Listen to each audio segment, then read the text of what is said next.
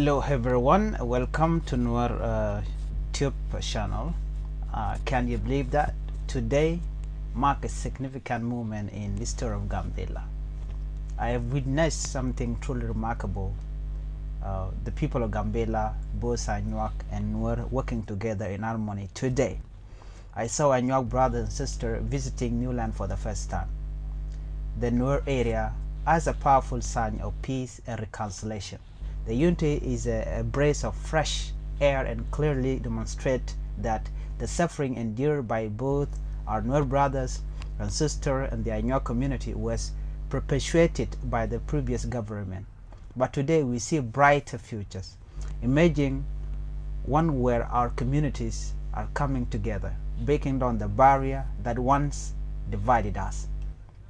In a groundbreaking move today, the Gambella President, Ms. Alemitu and Vice President Dr. Ruon Jal that were selected by the Ethiopian Prime Minister Dr. Abiy Ahmed decided today to take a bold step toward peace and unity by breaking the cycle of ethnic conflict.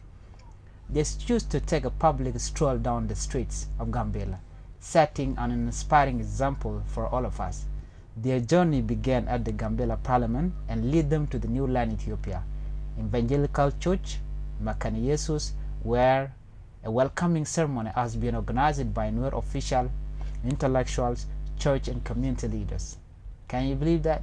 In a heartwarming and an unexpected gesture, the two leaders opted to take a surprise walk through the street accompanied by key government officials and their security officers. As they walked, they waved to the people saying hello and connecting with the community in a way that hasn't been seen in a long time. They took the time to stop and chat with people, all walk of life, engaging in conversation that further solidified the bond between our communities. This day will go down in history as a symbol of hope and unity. What a historical day for Gambella.